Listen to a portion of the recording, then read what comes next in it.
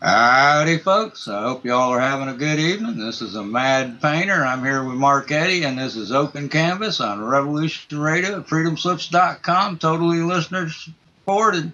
So if you got a buck or two, we'd sure appreciate it. How you doing this evening, Mark? Doing well. I'm excited about tonight's show. I got good feelings about tonight. I've been excited for about a week. So, did you have a nice weekend? Oh yeah. I painted most of the weekend. Okay. I'm getting back into painting instead of computer art. So.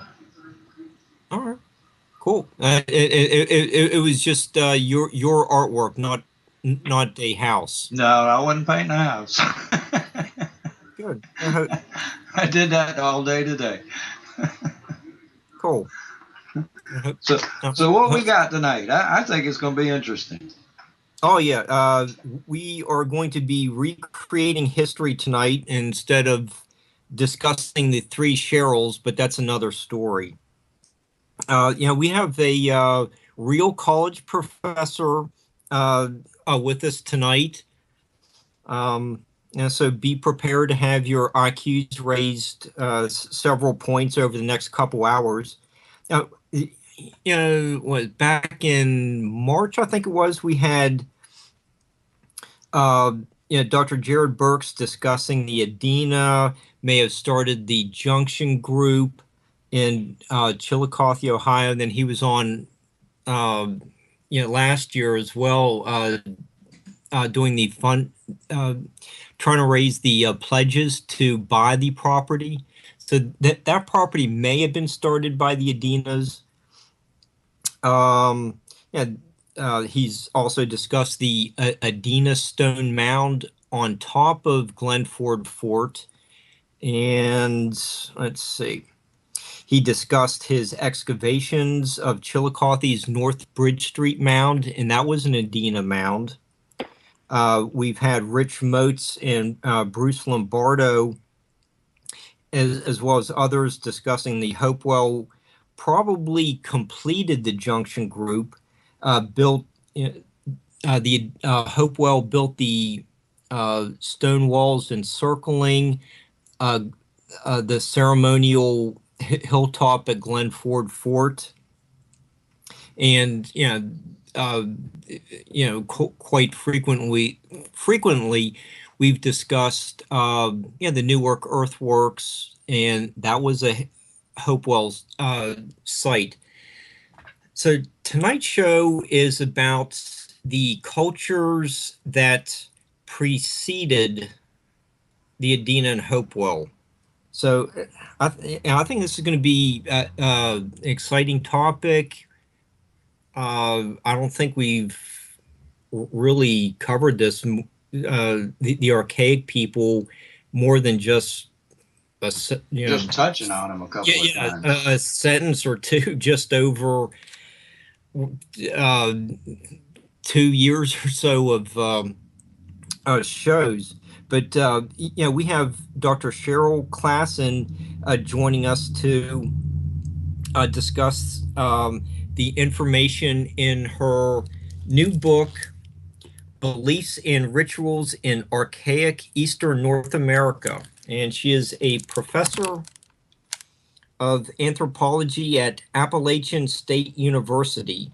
So this is really exciting information. So welcome, Cheryl. How are you? I'm fine. I got my hair done for tonight's show. Okay. It's like I brush my teeth for the radio too. Yeah. Use mouthwash. Yeah. I really enjoyed reading Beliefs and Rituals in Archaic Eastern North America. I thought, okay, here's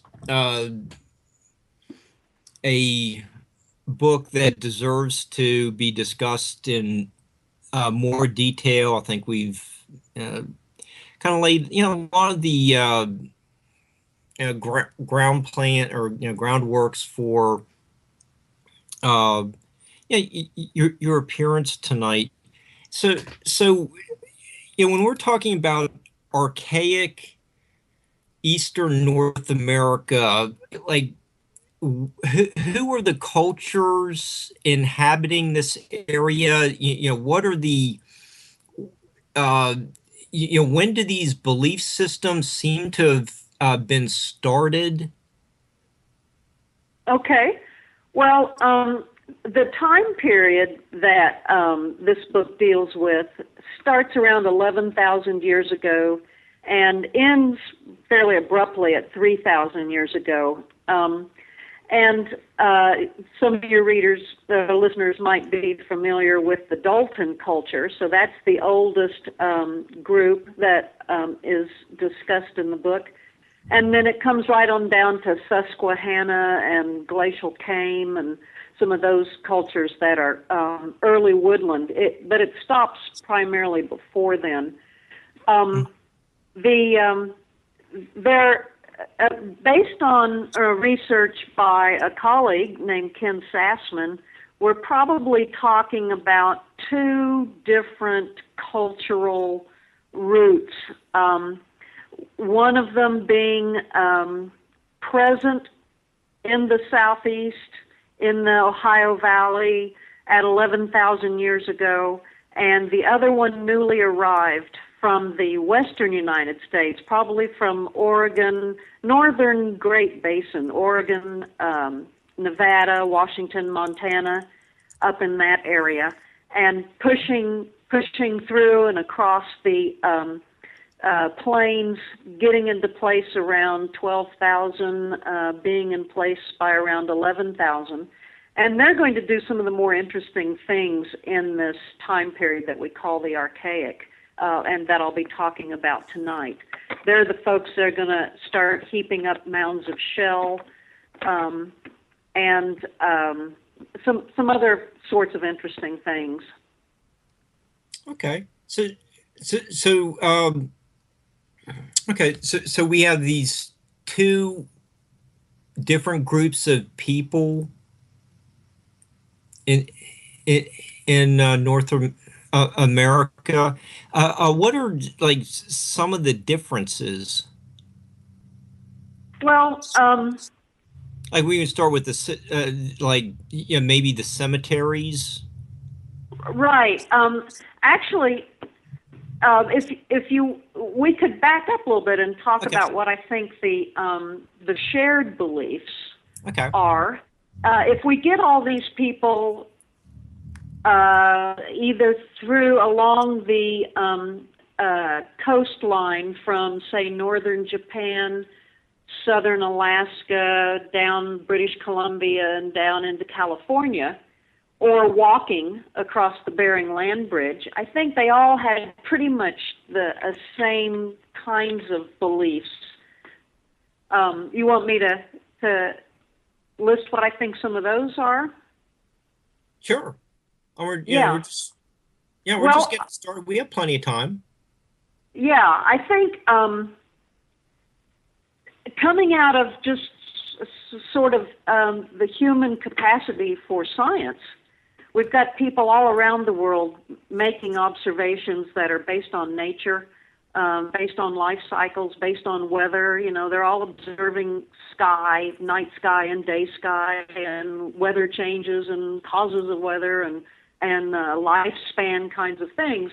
So I think that both of these groups, and any other group that's in the United States at 14,000 years ago, would believe in dualities like day and night, sun and moon, above and under, right and left, male and female, wet and dry, those kinds of dualities.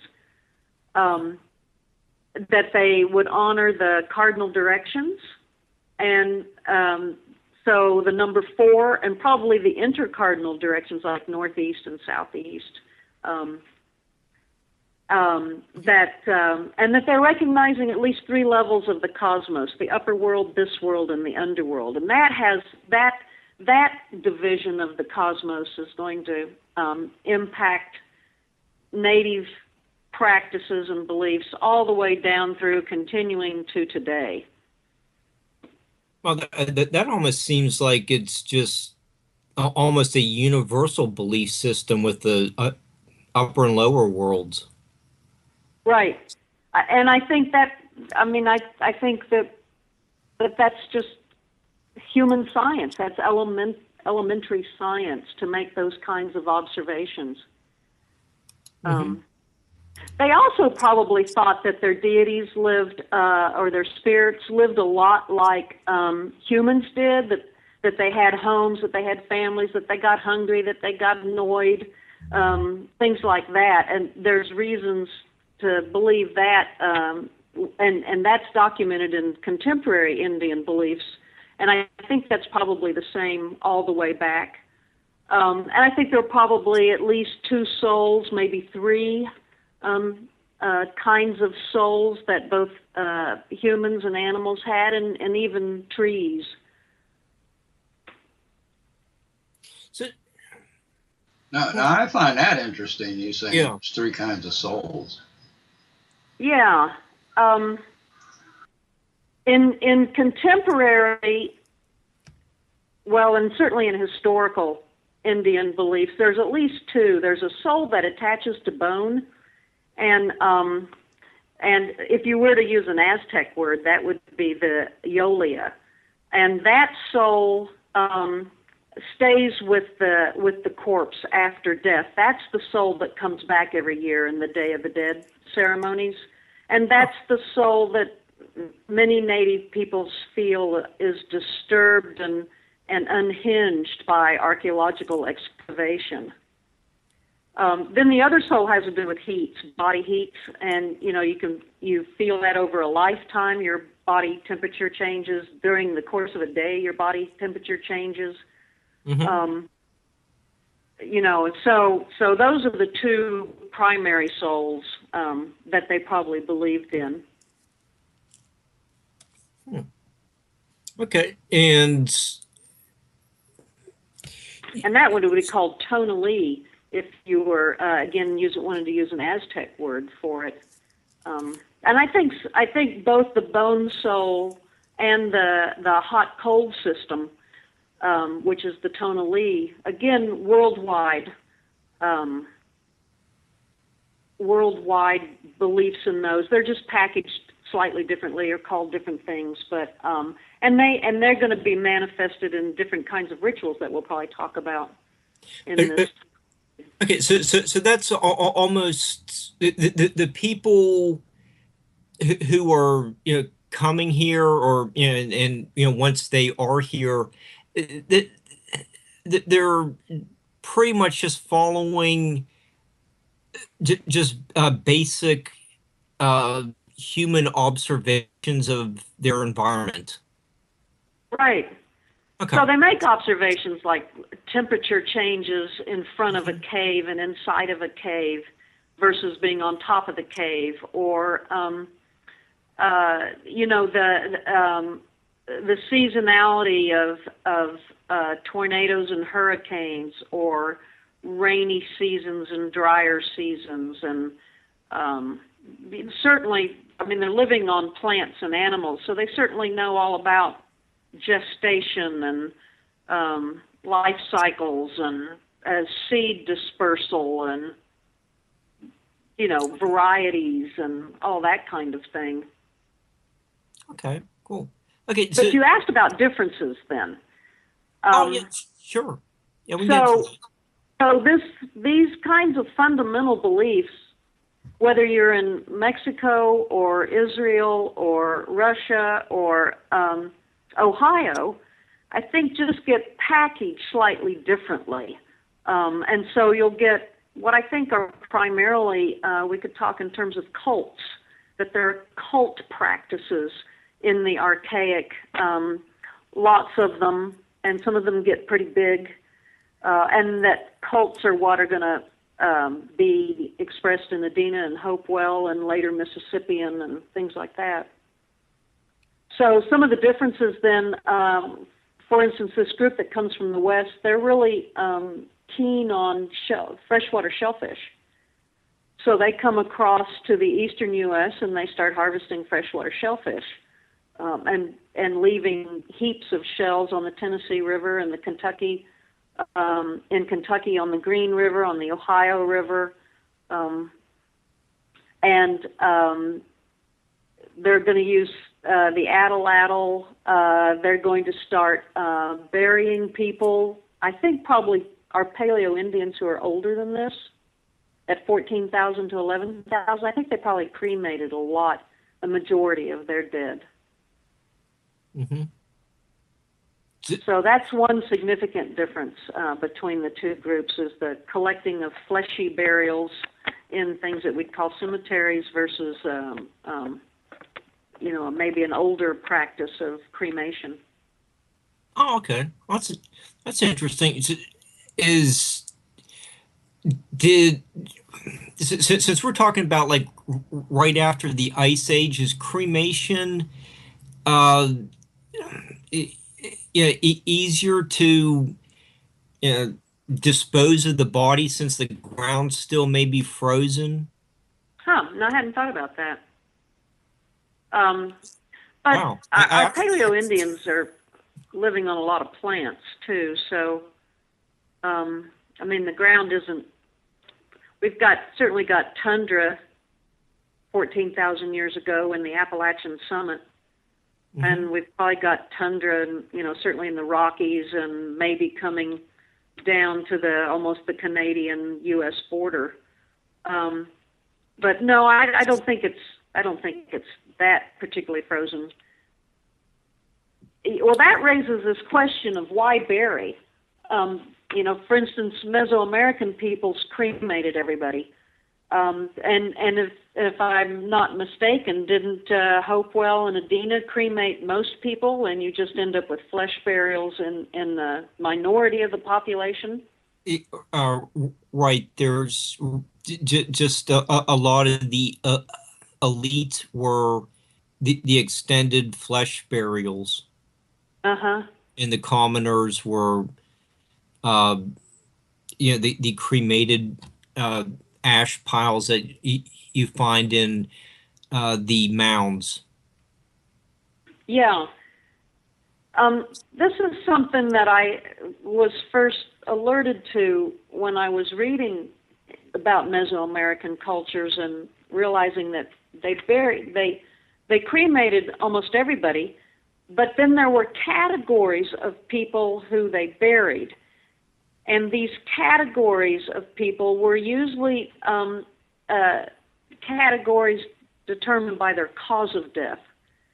So people who were struck by lightning, people who drowned, and if the body was retrieved, women who died in first childbirth, men who died on the sacrificial stone or at the hand of a warrior. Those are categories of people who were buried. Everybody else is cremated. And that then struck me as possibly useful for explaining some of the burials that we find in the Archaic period. And I can go into some of that, but maybe we ought to talk about why people might bury rather than cremate. Okay, that's fine. We have plenty of time to get into all the different categories. That does sound fascinating, and I'm sure the audience would like to hear more about that. But do you want to go ahead and just continue on with what you wanted to say? Oh well, okay. It seems that one plausible reason, and the one that I sort of favor right now in my thinking, is that by collecting bodies together in one place, you create both a power point and a focal point for addressing the spirits or the deities that you're interested, and that you can then use the dead as intermediaries, as both their bodies can be offerings, but collecting them together, they can work conjunctively on behalf of the living, which I think if you cremate everybody, you sort of expend the soul and whatever power might derive from that soul, you expend that in the act of burning. That soul's going to be released, it's going to go, it's going to be untethered, it's going to leave. Whereas if you keep people together in flesh and you keep them all, you concentrate them in one location, you can begin to use them in a way that that Paleo-Indian people from 14,000 to 11,000 years ago apparently weren't doing. That sounds feasible to me, because when you burn something, you completely remove it from nature, just about. You reduce it to its finest chemical compound. Right. It's non-usable again for anything. Burning's a major way to sense. sort of release, to do a riddance rite, or to release altogether. And so, and you can certainly collect up the cremains, and we've got lots of examples of that, both in Archaic period as well as the Woodland period, of cremains being deposited secondarily in various places. And so I think there's still some power to them, particularly when they're concentrated in the place where you've got the flesh burials concentrated too. Yeah, that Cheryl, what you were just saying about the collection of bodies has a little bit more power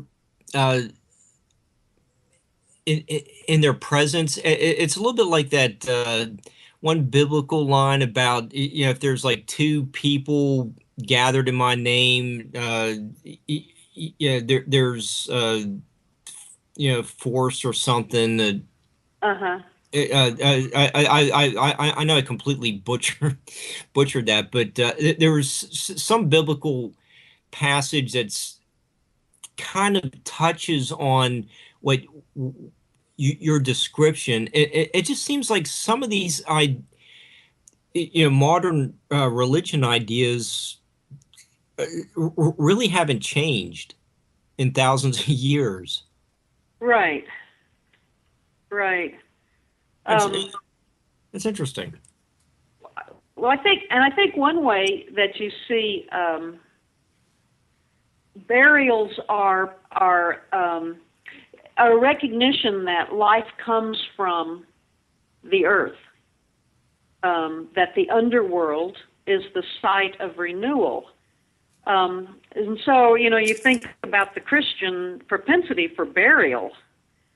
This is probably a hundreds of thousands of year old idea about where fertility resides in the world. And it's in the underworld. So it's interesting to me, again, that Paleo-Indian people, by and large, didn't use burial, didn't seem to be recognizing the earth as a fertilizing entity in the way that Archaic peoples are doing by 11,000 years ago. We possibly have the oldest cemetery in Arkansas. It's a Dalton culture cemetery dated to, 10,000, 9,000 years ago.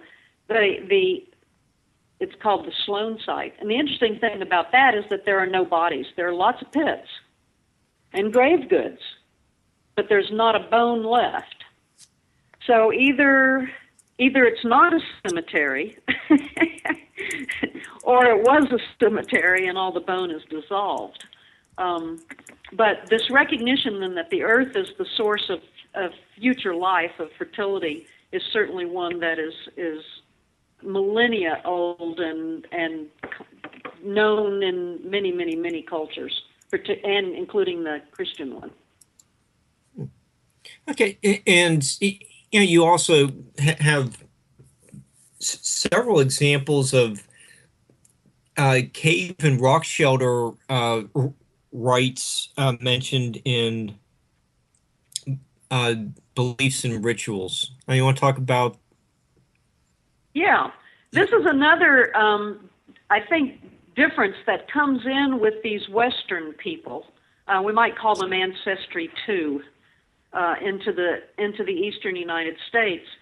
And there are a number of cave and rock shelter rites that seem to appear for the first time in the eastern U.S. that are even older in the western U.S., particularly the northwestern U.S., where we think these folks are coming from.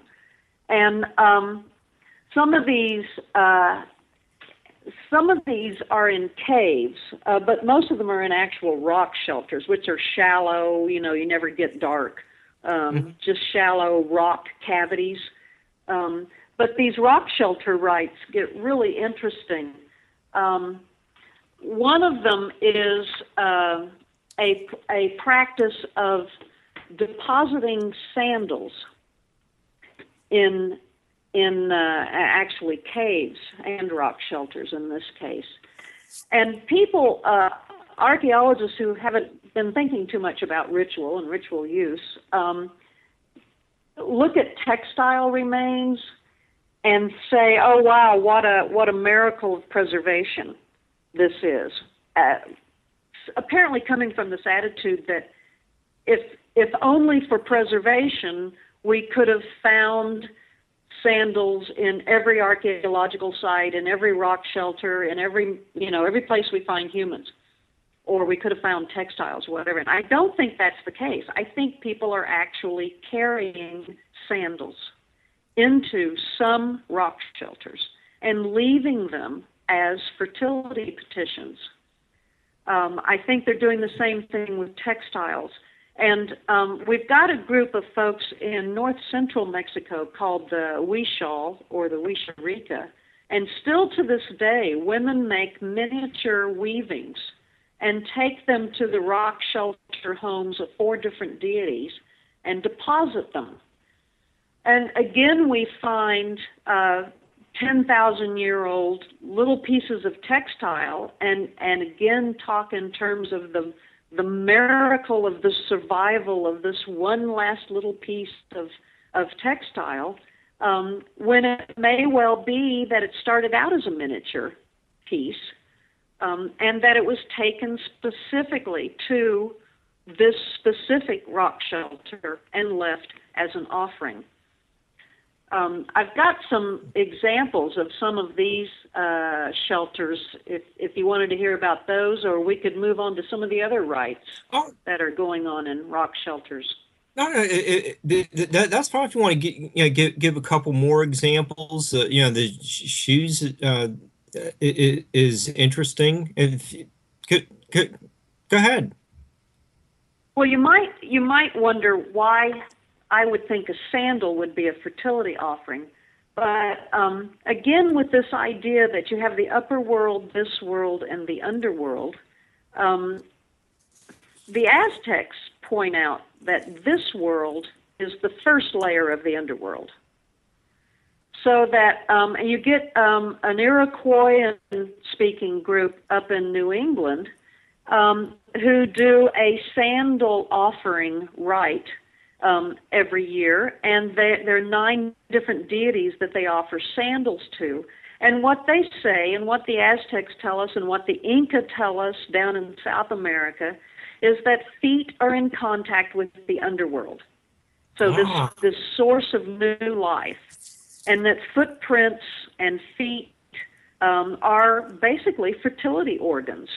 So a path leading somewhere, or looking back to seeing where you've been, this is all tied into the future. We get Native American groups today, particularly in the northern plains and the plains, that look at cloven hooves.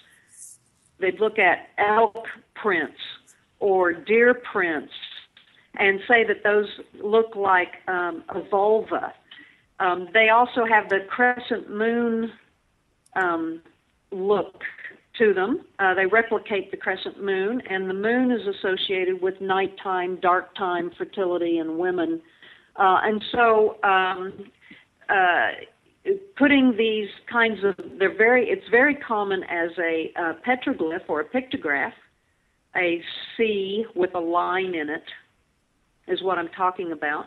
But that's also thought to be a fertility sign, and so you get deer and elk feet footprints being associated with fertility as well. So this is why I'm arguing that I think sandals found in places like Arnold Research Cave in Missouri or in Mammoth Cave in Kentucky are actual offerings that have been carried in. Another thing that's interesting about those is they're never pairs. There's always just one. And they're in children's and small adult sizes. We don't think that children are walking around in a mile underground in Mammoth Cave, but rather somebody's carried a child's shoe and left it as an offering probably for some kind of fertility petition. That's some symbolism that just seems so strange to us today. But when you think about it, or have someone who studied this material for a long time explain it to you, it's like, oh, that actually makes sense. Well, they'll speak about trees as having their roots in the underworld, their trunk in this world, and their canopy in the upper world. Mountains have their feet in the underworld and their heads in the upper world. So it's corn. Corn's feet are in the underworld, and the tassel is the hair in the upper world. So using this human body imagery to understand the world around you or to describe the world around you is a fairly common practice.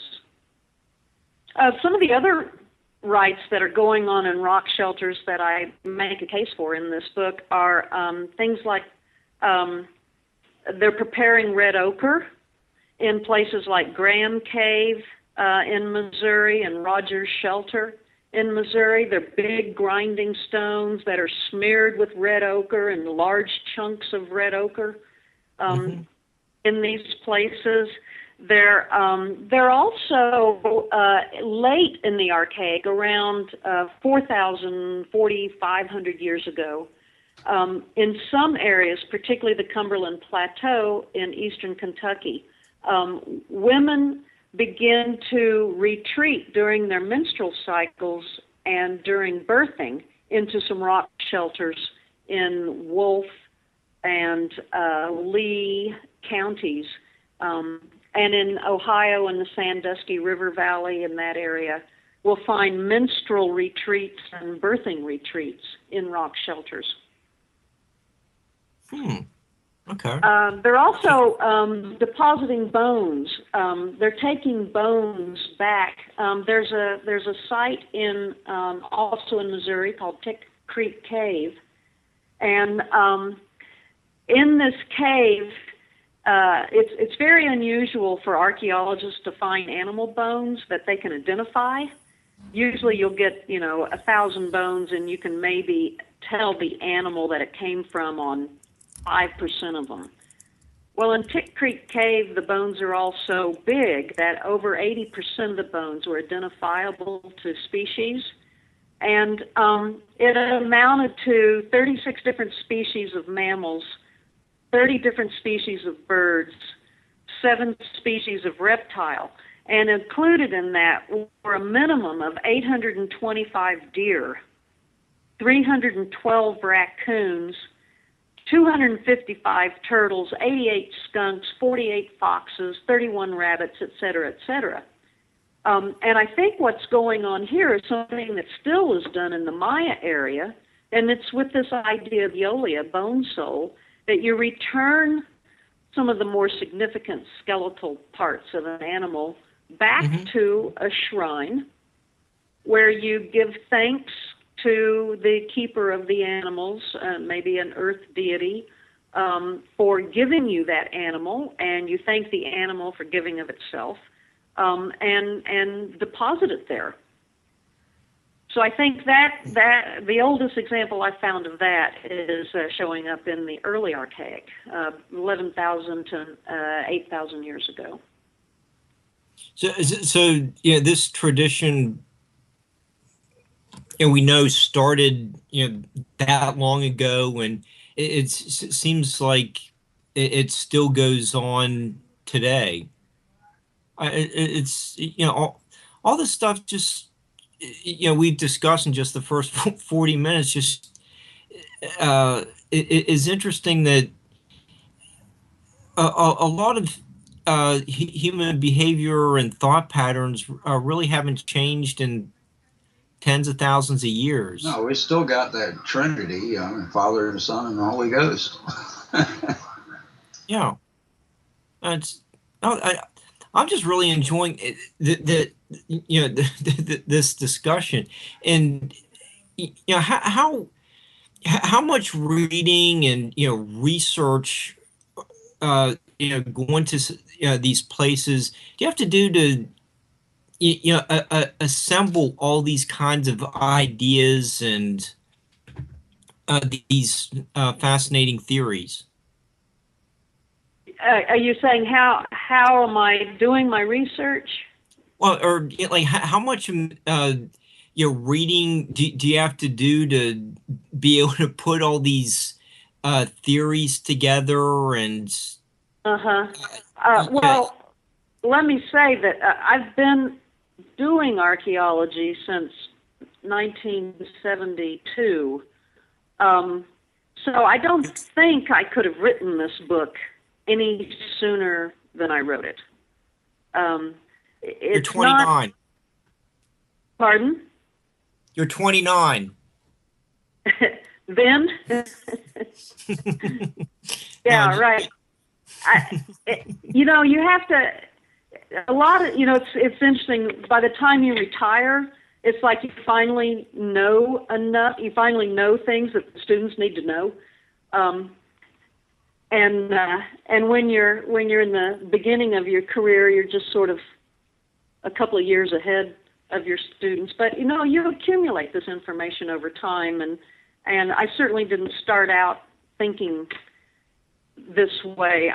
In fact, I got what I've been told was the first PhD in anthropology in the United States in something called archaeological science. So I started my career in the science, the hard science end of archaeology, and I'm definitely going to end my career in the humanities. But yeah, I mean, after a while, these patterns start to click, and you say, "Well, I saw that in that last site report I read." And here's the same thing repeated again, but these two archaeologists, maybe the site reports were written 25 years apart. So once you get an idea, then you've got to go out and actually check all the site reports out of the library and sit down there with note cards and start looking for patterns that are there. You just have to find them. So you just need just the exposure to the material and just let it sink in and continue working with it, and it just becomes the time where it's time to assemble all this instead of just rushing into an idea. I'm just kind of looking at the creative process and hopefully helping other writers. It certainly is helped by reading, and so there have been some books that I guess given what I was doing in archaeology, I'd have to say shocked me when I read them. Like Robert Hall's book called An Archaeology of the Soul, or Karen Bassey Sweet's book called At the Edge of the World, talking all about cave symbolism in Mesoamerican cultures. Or Jill First who wrote a book called The Natural History of the Soul in Ancient Mexico, looking at natural phenomenon and how those get translated into cultural practices. Something like Courtney Milne. I don't know if you're familiar with him, but he does a lot of coffee table photograph books of Native American sacred sites. And, just seeing, being awakened to the significance of what archaeologists would have to call non-sites, mountaintops, waterfalls, standing stones, profile rocks, things that when you're really site focused, you don't ever look at because it's off the site. It's not part of the site. It's maybe not surrounded by a bunch of artifacts or something. But you come to realize that sites are situated, even ceremonial sites, are situated in a view shed. They're looking out at something. They are deciding where is a auspicious place to locate these activities we're going to do. And that has to do with surveying the natural environment around them, both for topographic features as well as vegetation and water and, So just sort of, reading things that I might not have been reading 5 years earlier, and one book leading to another book, leading to another book, and all of a sudden you realize there's a whole lot more out there than folks are looking at. And just say if you're going to what seems to be a isolated single mound, it may actually be part of a larger complex, like we were saying with the rock shelters or a river just a little ways down the over the hill or the hilltops or something like that. Many of these cultures incorporated a lot more than just the little shell mound that they built. Right. It's not just the proximity to water, or it's not just the south-facing slope. It's not just the riffle run habitat that's easily accessed. It could well be, again, in Mesoamerican cultures, a lot of the villages are located with respect to, say, 4 mountains that are roughly in the cardinal directions. And if you can find a place, a valley, that's nestled down in between 4 peaks, then you're in what they would say is a quadrilateral safe space that the deities carved out. The upper world and the underworld are constantly in struggle with one another, and humans get caught in the middle of that. And so the deities very thoughtfully created safe spaces for us, and these will be squares and rectangles of fields and villages and houses and four mountains are often used to define that space. So you get the 4 sacred mountains of the Navajo, or the 4 sacred buttes of the Mandan up in North Dakota. And we're thinking that some of like the Woodland Mound, the Hopewell Mound that's on the Biltmore Estate in Asheville, North Carolina. I've got a colleague now who's looking for the 4 mountains that mound was probably built with respect to. So this is something that's been happening in archaeology the last 10 years, 15 years, is much more of a landscape perspective, and trying to think about view sheds and some topographic features as actually entities and deities. Okay. Some of the other rock shelter sites, I haven't finished with that. Okay. Yeah. I got a little sidetracked by you, your discussion. Hey, that's my job to derail the show. No, but it's fascinating stuff to just kind of go down the little rabbit holes. Okay, so let's get back to the rock shelters. Well, I think they're doing some witch disposal in these, and there are lots of rock shelters where there's one or two bodies buried in them, and typically these bodies are face down, which is, I have other reasons for arguing that I think that's a disrespectful or a witches do things like eat people and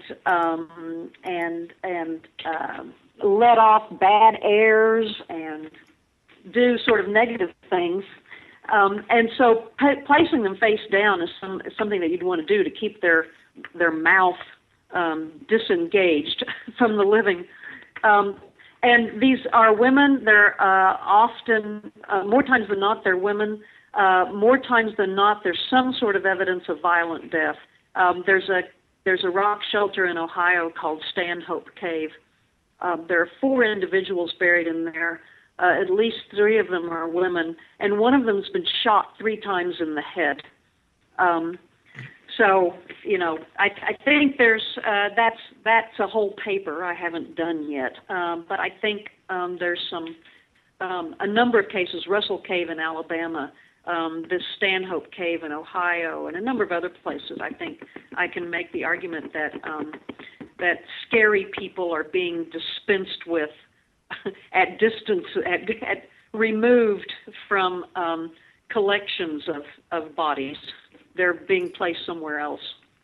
Okay, so if the witches were buried face down, most extended burials are on their backs. That was, the being buried on your back was pretty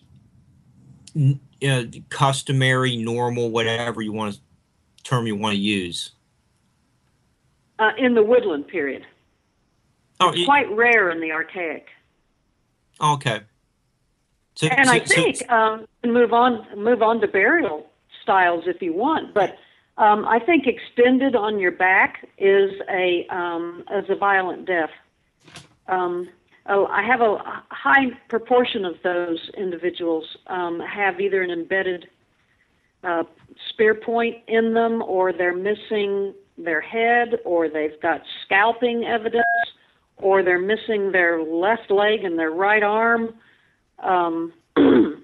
or they're face down, or they're in a stack of bodies, or so I think extended burial, at least in the Archaic, is a good sign of a violent death. Okay, so we do see a difference in the different time periods. Okay. Yeah, there's some other really strange burials in Archaic sites, and these strange burials tend to concentrate in the southern Ohio Valley. But people whose upper torso is entirely twisted, so that their pelvis is up and their head is turned over backwards. You can see the twist in their spinal column. And I think these are violent deaths also. And I think they might be, I've documented them. I've documented them in this book, and then I wrote another book that came out in 2010 called Feasting with Shellfish in the Southern Ohio Valley. And in there, I document a lot of those. The really strange burials are all documented individually in that book. But I think these torso-twisted individuals are actually being sacrificed in a deer hunting rite. We've got some examples, particularly among in the Aztecs, where they would do an annual deer hunt, and they would chase a deer down and then grab it by the neck and twist its neck to kill it. And then they would have a human impersonator of a deer, and they would kill those people. Now, I haven't yet found how they killed those people, But I wouldn't be at all surprised if this torso twisting isn't some kind of deer impersonator that's being sacrificed in an archaic ritual of the hunt god or the first kill rites. So is there a specific symbolism to the twisted body? Well, there is, actually, but I hadn't necessarily connected it to this.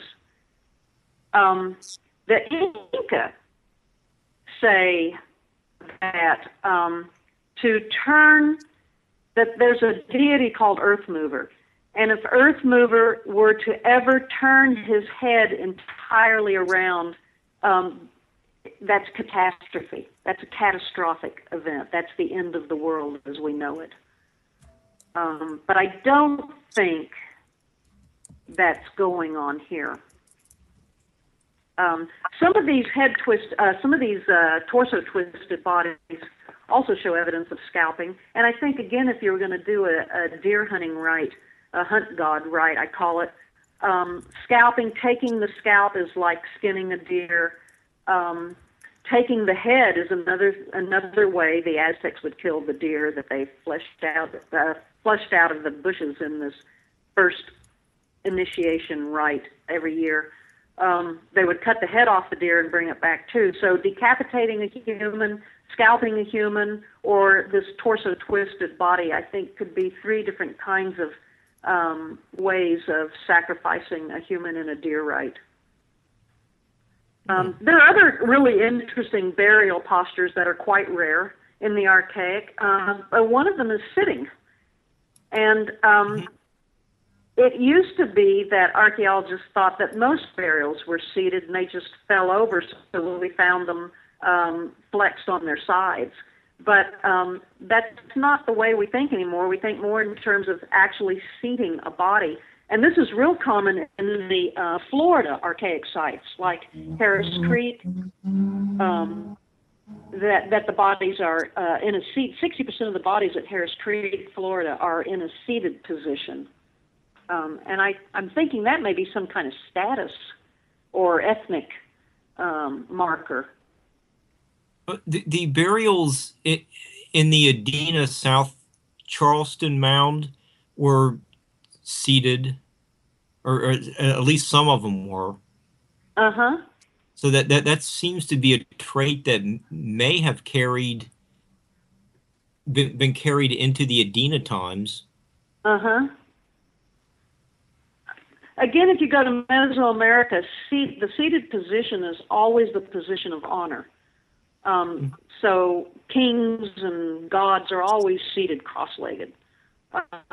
You rarely see them standing.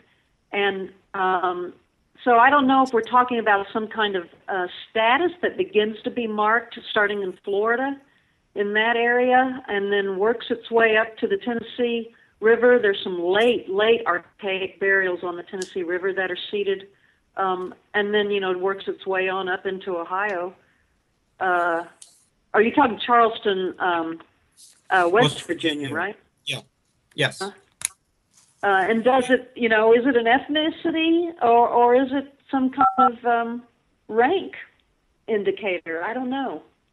Yeah, I'm not sure either. It's just, I believe the central burial was, the elite person, and then the sitting people were the attendees.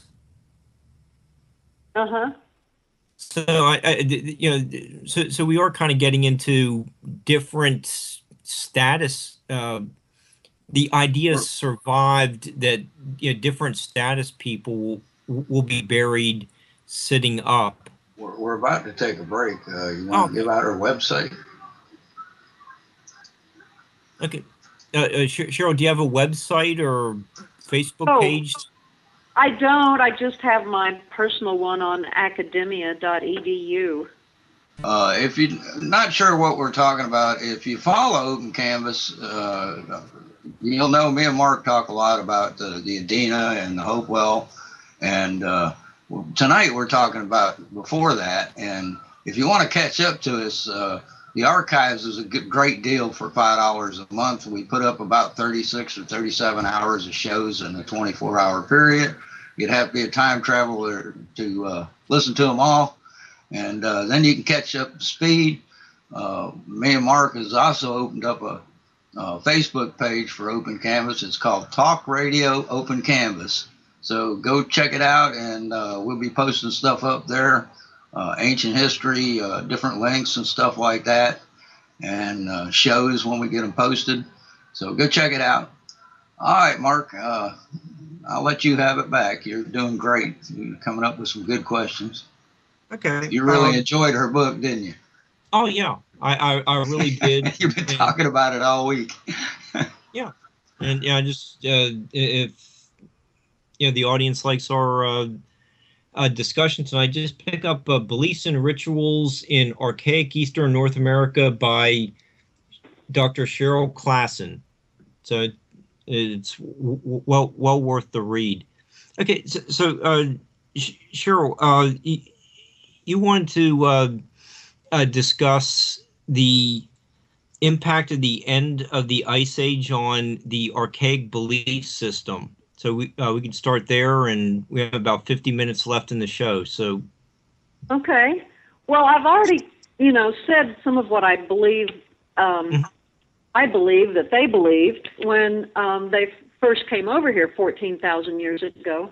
But I think there, in addition to that, then when as the glaciers are melting, and that's happening probably starting 16,000 years ago. The glaciers are coming all the way down to Cincinnati, Ohio, and and there's some giant lakes that are backed up against the glaciers. There's Lake Green, which is most of central Kentucky is underwater. There's Lake Bonneville over in Nevada that's flooded all of that territory. Anyway, as the glaciers melt, sea level rises, these lakes, the glacial moraines that have formed the dams that cause these lakes, those collapse and these lakes drain out and become river systems. And then on the sea coast, sea level is rising, so coastal human locations, ritual locations, whatever, those are getting flooded. Little creeks become rivers, and rivers become estuaries, and like the Chesapeake Bay was a river and then it's a bay, and so there's a tremendous amount of landscape change that archaic peoples are they're telling stories about older landscapes. They're telling stories about once upon a time there was this and that. As a result of these floods, and again, worldwide we have these flood stories. You don't need to invoke transatlantic or trans-Pacific contact to explain these things. Worldwide, the Pleistocene Holocene transition, the end of the last ice age, created remarkable changes in coastal environments and even in interior environments. And so I think added to this basal set of beliefs that I've alluded to, somewhat briefly, come a whole new set of ideas and stories. The biological environment has changed. The topography changes.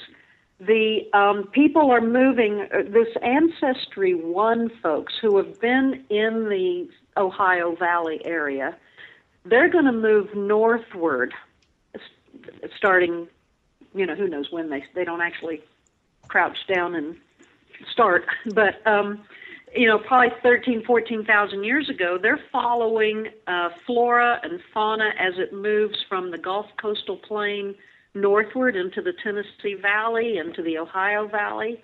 And then you get this Ancestry 2 population that's coming in, crosses the Great Plains. Well, the Great Plains are getting greater. Crosses the Mississippi and comes in to Missouri and Arkansas and that area. And everybody's now sort of engaging in new landscapes. So they've lost landscape, they've lost environments. We've got lots of evidence of people using, lots of exotic stone in Paleo-Indian times, and then increasingly using local stones. And generally, archaeologists talk about that as people get forced into smaller and smaller territories, so they're using more and more local stuff. But I'm wondering if, they weren't using exotics, they weren't going back to their old homelands and picking up their favorite stones, the material they knew how to work and had learned on, and then carrying it into their new locations. And what we're seeing then is over time, groups who have moved into new places are becoming more and more comfortable with where they are. They're becoming more spiritually attached to where they are and less spiritually attached to where they've been. And so you see a drop-off in the exotic stuff and an increased embracing of the local things. So I think pilgrimages are an obvious response to this, going back to old environments. I think some of what we recognize as trade may not be trade. It may be fetching beloved materials and bringing them back, or even sort of ethnic markers and bringing them back. So I think we get, and then the other thing that happens, of course, with the end of the Ice Age is all the megafauna disappear. And now we get at 11,000 years ago, we've got springs that have fossil material in them, fossil mammoth, mastodon, tigers, tapirs, all kinds of things. We've got ground sloths. We've got fossil beds in Kentucky at Big Bone Lick. We've got fossil beds in Missouri and the Ozarks. We've got fossil beds in Florida and all these areas. And these then become evidence of an earlier creation in a way that there wasn't evidence. When people move in here 14,000 years ago, they're not seeing any other evidence of people. People 11,000 years ago have before them the record of an earlier creation. So I think there's this flood stories. There's and there what I call in the book the stone people, the stone people, and those are fossils. You can see the stone people in the shape of mammoth and mastodon and other kinds of critters. Footprints in the Delaware Valley of different kinds of birds and large mammals. They can collect these pieces, and then they've got Clovis points and other kinds of Paleo-Indian stone tools at sinkholes, at springs, at the kinds of sites where Paleo-Indians like to live. So I think we get then this whole idea of stone people, ancestral creations, and that this is a second or a third creation of the world. That's very interesting. You just did a great job of recreating the mindset of the people in response to a changing environment. Yeah, I think there's a lot of story making, a lot of place making, a lot of memory making, and these things encapsulated in artifacts, in objects, and offerings, and pilgrimages. So I think the Archaic gets really active, and there's some really significant differences between rituals and beliefs in the Archaic from what was going on in the Paleo-Indian period. And probably most striking of these is that now with the Archaic, people begin to make places for ritual. In Paleo-Indian times, it seems that all their ritual places are natural. They're caves. If they're over in the western U.S., they're maybe mountaintops, they're springs, they're sinkholes, There are ponds. You get down to Windover in Florida where they're doing all the pond burials. But you get to the Archaic, and now people are actually manipulating environment. They're creating shell heaps. They're creating dirt mounds and shell works, and but just doing all kinds of really innovative things. Stacked stone features. So things get really interesting. All right, and you do have a sample of using an island as a ritual ceremonial place too. You do talk about Stallings Island, right? Even Indian Knoll, when the Green River floods, Indian Knoll becomes an island. There are two bone shrines in Quebec on a river up there that are islands as well. One of the sites, Alumet's site, it's almost all fish, and on the other side it's almost all deer. But they're taking the bones back. But yeah, islands. Stallings Island in South Carolina is out in the middle of the Savannah River. There are burials there over two different time periods, two different cultures. You get Harris Creek, which is an island in the St. Johns River. Lots of islands are going to be used, particularly for burial. Okay, and you also mentioned that sinkholes were used, and there's one at Chichen Itza as well. So it seems like this idea of sinkhole burials is covering Central and North America too. Right. Maybe this is where it would be good to introduce one of the significant influences on my own thinking, and that is, I spend a lot of time in Mexico, and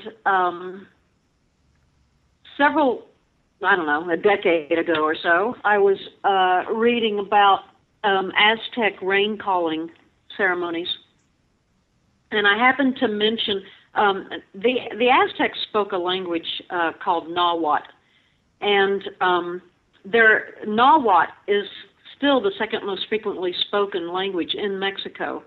There are over 2 million Nahuatl speakers.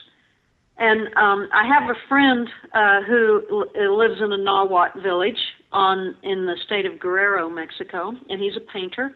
He has a studio, and he's got they've got some of his artwork on the top floor of the Museum of the American Indian in Washington, D.C. But he had done a painting, and I said, "What's this painting about?" It was a big sinkhole, and there were people walking around, and he said, "Oh, this is a rain calling ceremony I went to last year." I said, "Oh my gosh, rain calling ceremonies are still going on?" And he said, "Oh yes, we've never stopped doing them." So for 4 years, he and I went to probably combined maybe 9 rain calling ceremonies in central Mexico, all conducted by Nahuatl speaking folks. Then the first one we went to was at a sinkhole,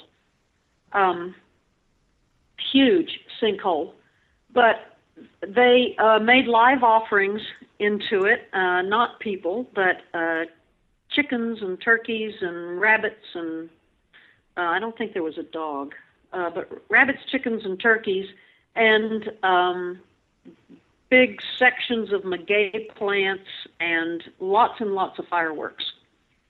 And that got me thinking then about archaeological sites in the eastern U.S. that are on sinkholes, and most of them have a burial or 2 or 4 at them, and typically these burials are right on the edge of the sinkhole. And nobody makes anything of the sinkhole setting, just that, they're camping on the edge of a sinkhole. Usually the explanation is that it's a water source, and so wildlife would be attracted to it, and they're sort of hanging out there to ambush wildlife. But I think there's more to it than that. Okay, so take that a little bit further. What do you think is more to the sinkhole ceremony? Sinkholes and mountaintops are sort of the same thing. And 3 of the, maybe 4 of the ceremonies that I've been to are on mountaintops. Mm-hmm. In both cases,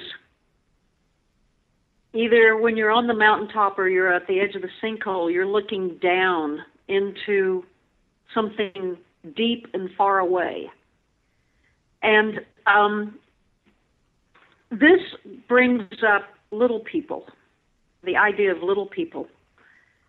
The Mesoamerican peoples, whether they're Totonac or Aztec or Mayan or any of the other groups that there are, believe that the rain god, Tlaloc, has helpers, and these are called Tlaloques. And the Tlaloques are little. They're little people. They're dwarfs, they're leprechauns, they're fairies, but they're the keeper of the game. And so in order to be a successful hunter, you not only have to make offerings and give thanks to the god of the hunt, or the earth goddess, or whoever it is that you think owns these animals, but you also have to keep the little people happy, because they can cause all kinds of problems. They can hide the animals from you, they can trip you, they can break your weapons, they can give you a pox. You know, they can, if you're not equally respectful of them, they can cause you problems. So the offerings that you make into a sinkhole, or the offerings that you make from the top of a mountain, are play out in this idea of the little people, that they're way down there. This is a perspective thing. This idea of little people, and it gets carried out in things like miniatures, and so miniature clay pots, or songbirds, or baby animals, baby humans, small textiles, little miniature arrowheads. These are all, the smallness invokes the idea of the long ago, the far away, the deities, the first creation, the stone people, those deities and spirits who will bring you the things that you need. So anything little, anything and any way that you can sort of set up that idea of far away and long ago. So sinkholes are the same thing then as mountaintops. Cool. That's an interesting interpretation. Yeah. I like it. Yeah, you just would. I would have never thought of that, but after listening to you, it all makes sense. Perfect sense. Yes. Yeah. Okay, and a lot of the rituals also are based on dreams and visions, and you cover that in beliefs and rituals. What did the visions and dreams mean for the community?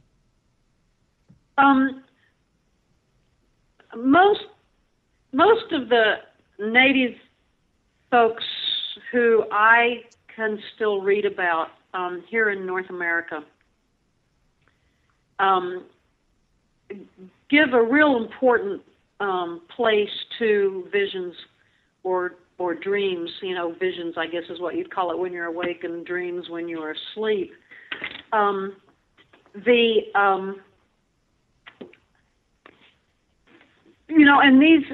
visions And dreams can call an individual to do something, either an immediate something, a short-term kind of something, or a life change. And there are spirits such as double woman. If a woman has a vision of double woman, and she lives in the northern plains, that is a sign that she's to be a quill worker and a beater, and she's to strive to be the best she can possibly be at those crafts. If a man has a vision of double woman, he is to, from that moment on, live his life as a woman, and also to do beading. He's called to do beading too, but he will change his dress, he will change, the community around him will come very quickly to understand that he's now living as a woman because he's had this vision of double woman. I think that the structure of archaic rituals depended on visions and dreams, and it could be as simple as one person having a vision about who their animal helper is going to be, and maybe it's going to be an ant, and there's an ant that speaks to this person and says, go do this and collect this red rock and carry it with you always, and I'll help you be the best hunter. It could be that the vision is such as the morning star sacrifice rite among some northern plains Indians, where if a man had a vision of morning star, he was to go capture a girl from another tribe, and she would be sacrificed. This went on as late as 1847 or something like that. Wow. You can also have a vision that would lead you to become a ritual specialist, a dream or a vision.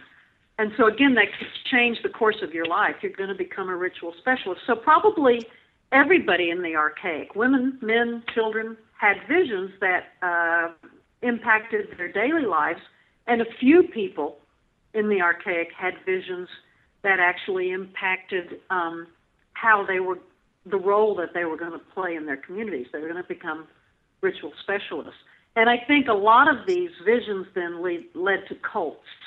And cults would come and go. Maybe they wouldn't last any longer than 1 or 2 generations, or maybe not even last that long. And in some cases, I think some of these cults may have lasted thousands of years.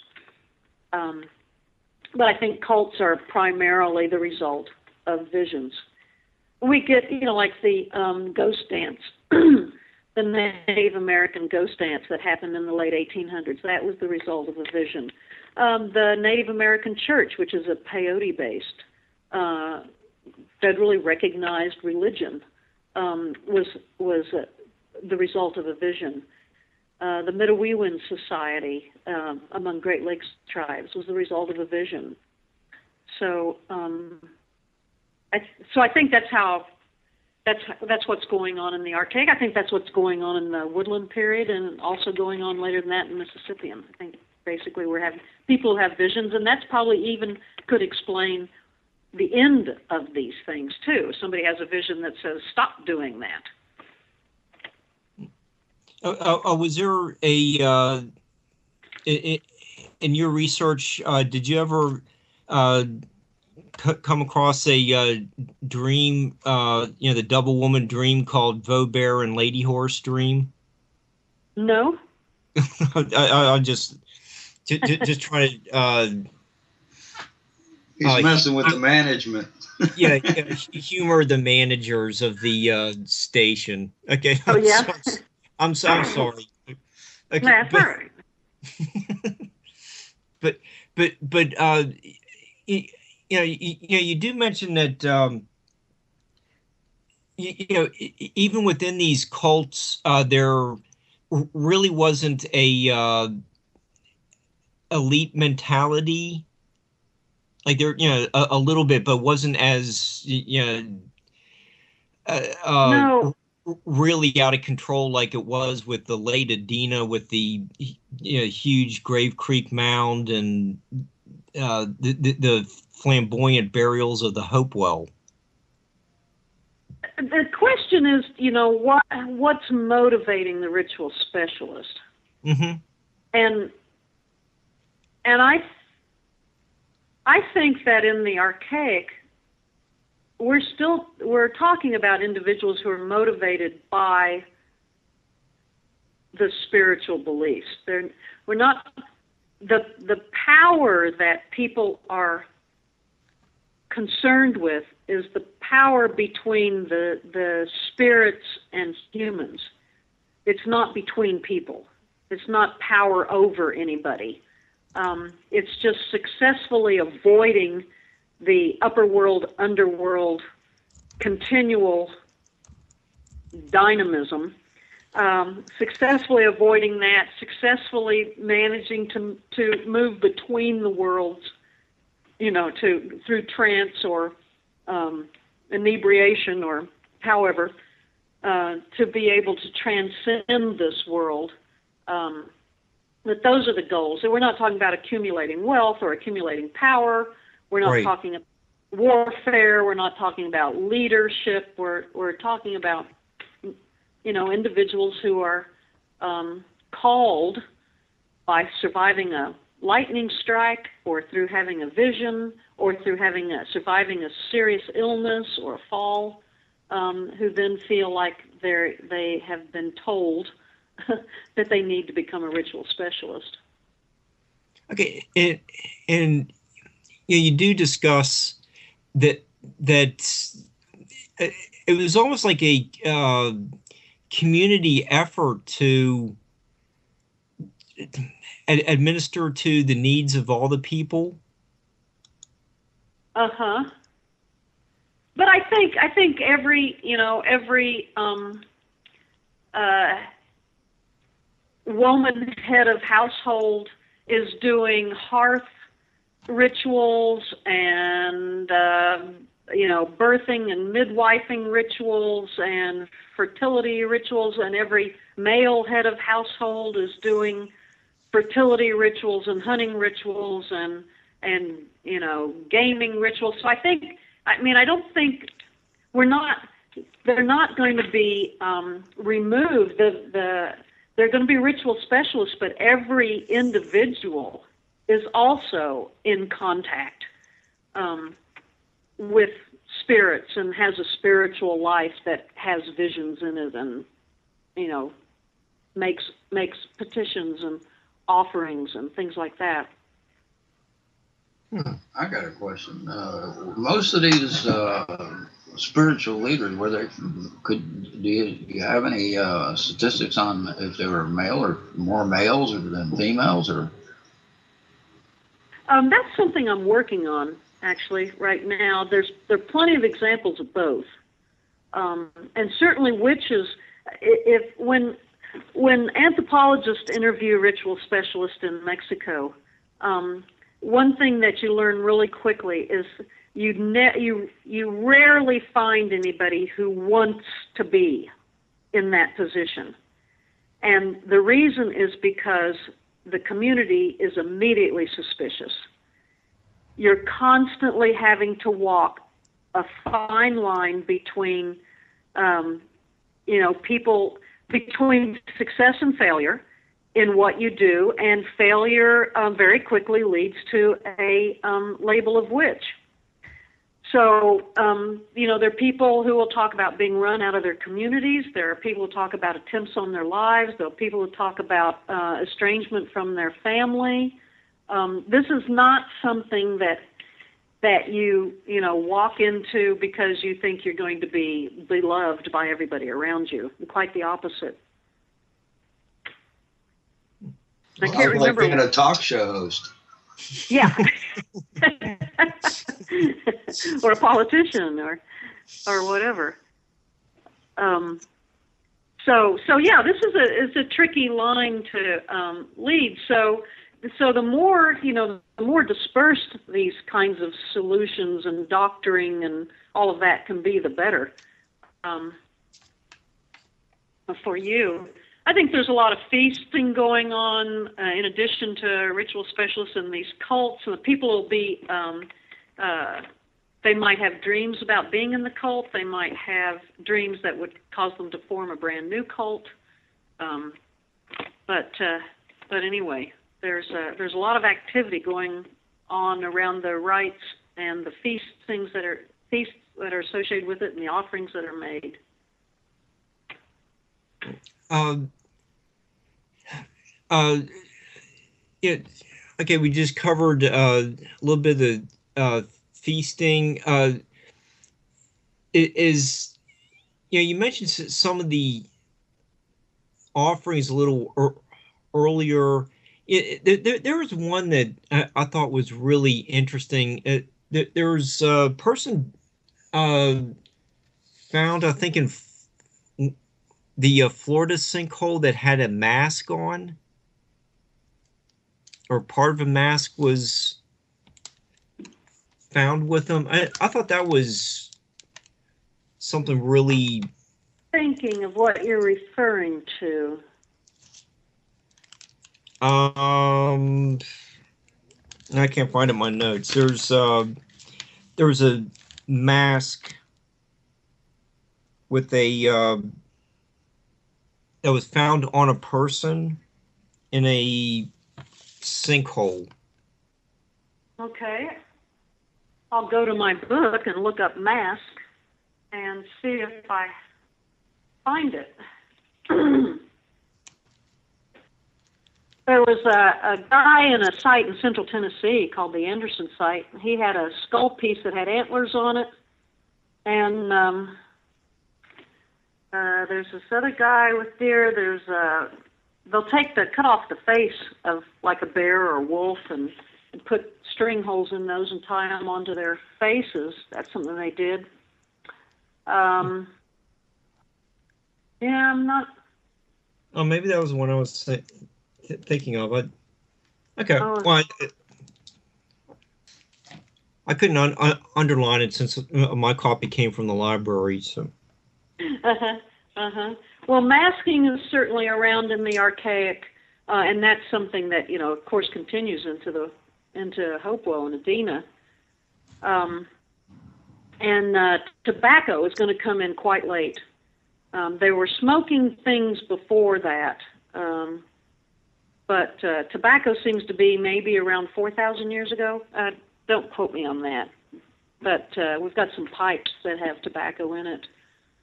So that would be smoke and smell are two important offerings. Red ochre is used on lots of things, although there's a real interesting line, a geographical line. You get red ochre in Kentucky and higher, above the Ohio, on skeletal material and lots of other kinds of artifacts and things, and you don't find it very often south of the Tennessee-Kentucky line. And then there's other things like turtle shells and lots of stone.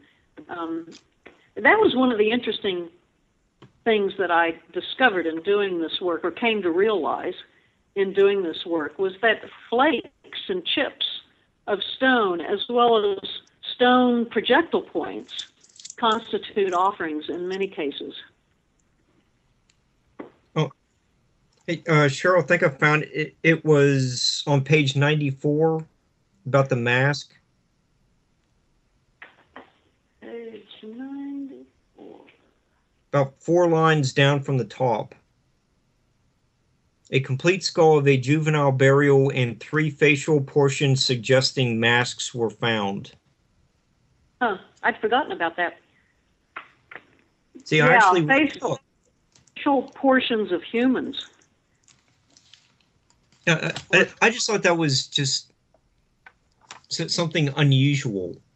That is, and getting back to this idea of witches, there's a guy named Bretton Giles who works on Hopewell sites, and he thinks he's found a Middle Woodland site that has like 8 or 10 burials in it, and he thinks they're all witches because their faces are gone. Again, this idea that witches eat people, eat their victims, and then all this bad air comes out of their mouths and things. But they'd actually cut the faces off of these people and put them in the ground. So I don't know if one would, what one might be thinking if you were to wear a facial portion of a person as a mask. Well, we do have a few. It's really just, I think, as the motorcycle goes by, a few examples of copper noses in. One was found in the Sight Mound, and two were in the Hopewell Mound number 25. So there seems to be some kind of continuation of that idea into the Hopewell period, about 300 AD. Mm-hmm. It's not unusual. It's very odd. I don't know why they're just removing the nose. I don't either. I don't know of any specific symbolism for the nose other than being associated with breath. It's odd, but it seems like what you're discussing may have set a pattern for later mortuary customs.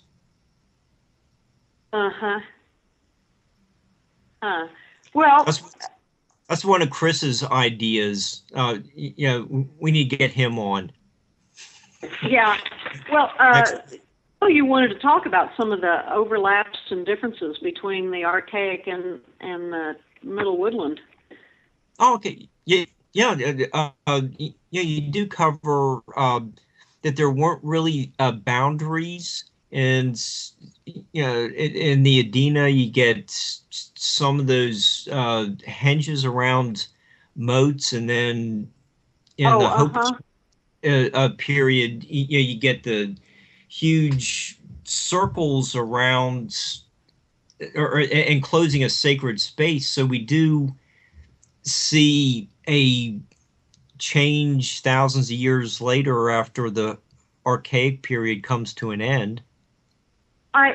To clarify a little bit what I was meaning by saying that there was no separation between sacred and secular in the Archaic, I think what's going on and continues right on down to today, native peoples, in my understanding, native peoples will say that spirits are capable of manifesting anywhere. So there isn't really a secular world. There isn't a place where you walk around and don't expect spirits. And so that, you could be walking down the street in Los Angeles and something happen, you have a vision of something, that spirits can manifest anywhere. So for native thinkers, it's not really accurate to talk about secular. It's not accurate to talk about a sacred landscape if that idea excludes other things. There's a real famous line from an anthropologist who was doing research on with the Seminole, I think, and he asked his informant. He said, "So you mean every rock moves, is capable of moving, or does move?" And the informant said, "No, not every rock, but every rock has the potential to move. Not every mountaintop is the home of a spirit, but any mountaintop could be the home of a spirit. Not every red rock is potent, but any red rock could potentially become the home of a spirit and have a potency to it. So that you're constantly investigating, or you have to constantly be open to the environment and the rocks and the birds and everything around you, because a spirit can come from anywhere. This is basic science. We used to say in science, and a hypothesis can come from anywhere. So I always think of that when I think about this idea here of. So I think that kind of understanding of the world around them continues in the Middle Woodland. There are just some places that have proven to be more powerful than other places. Places where a spirit consistently can be approached, is consistently dwelling in that bluff face or in that mound. And so you have a greater sense of sacred, but that doesn't mean everything outside that mode is secular. Okay. How does that? Okay. So, sounds good. And just extend that theme a little bit more. I was surprised to see where you included some the Milky Way symbolism and Venus. Uh-huh. Yeah. Okay, well, that gets me back to the hunt god. Okay. And there's this deity among the Aztecs called Kamashli, and he also has an avatar called Mishkwat. And he's always depicted holding an atlatl, which is a spear thrower, with deer antlers, with antlers on his head, and this looks like a water stream going from his forehead down his back, and it has little round bubbles in it. And that's the Aztec way of depicting the Milky Way and the night sky in general. So here you have a hunt god who has an atlatl, deer antlers, and the Milky Way on his head. So the Aztecs did a major hunt god ceremony. Kamashli ceremony was done every 8 years, which is the completion of 5 Venus cycles. So one of the things that they did in this hunt god rite, I've already talked about how they chased down deer and head twisted them to kill them, and then they killed a deer impersonator as well.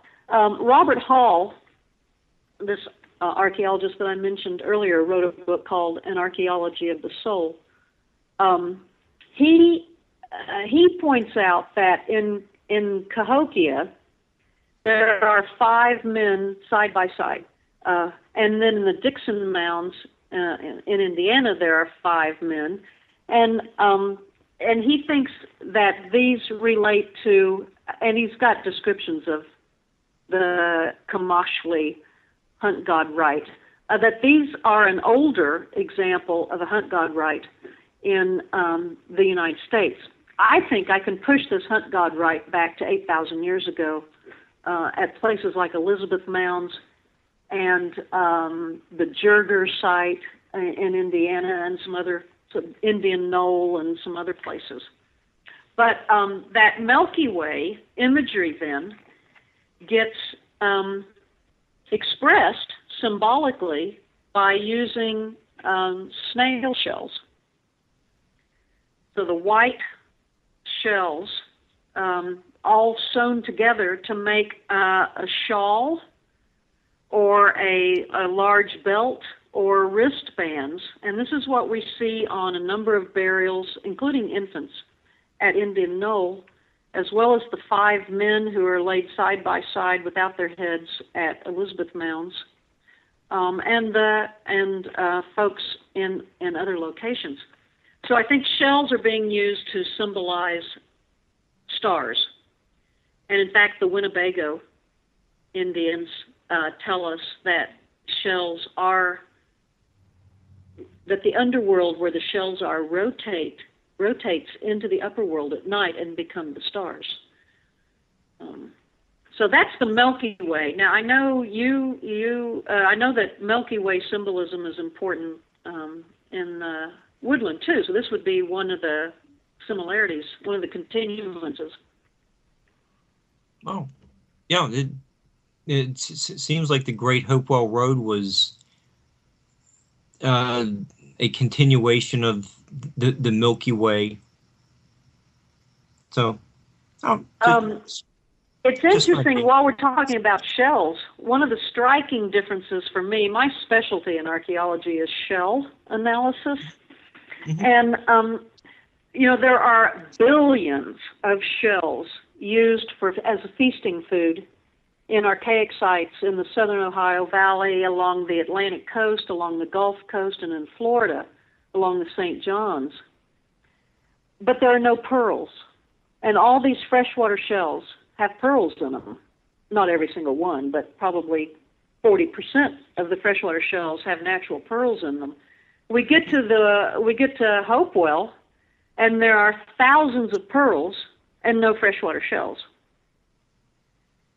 So how are they getting there? Through trade?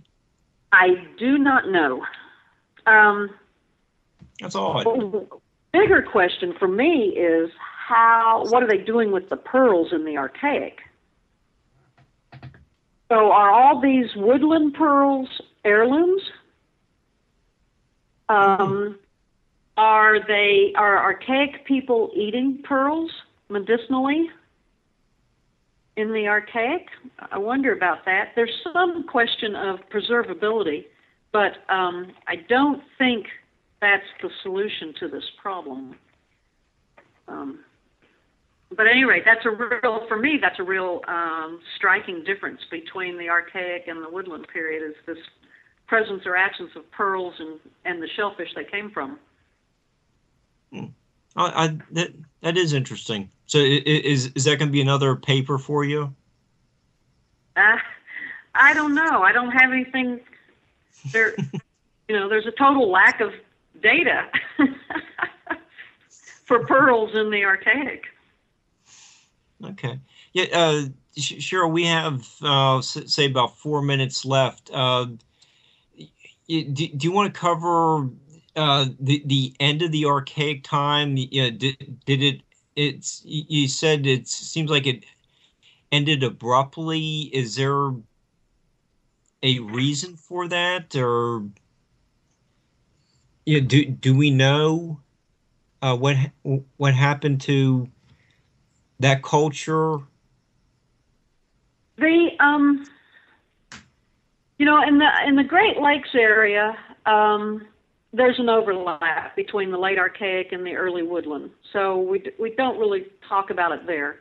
In the Northeast, the Susquehanna tradition that's going to go from New Jersey on up into Massachusetts, that continues. So it doesn't really end there.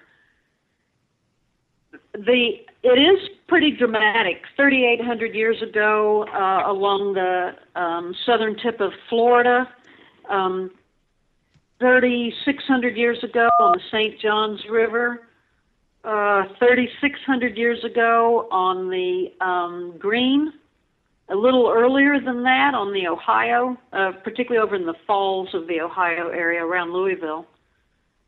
Fairly dramatic ending, but the Tennessee River, no.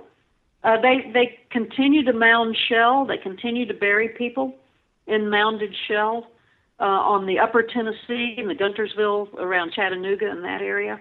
And they're going to do that right on down through almost to European contact.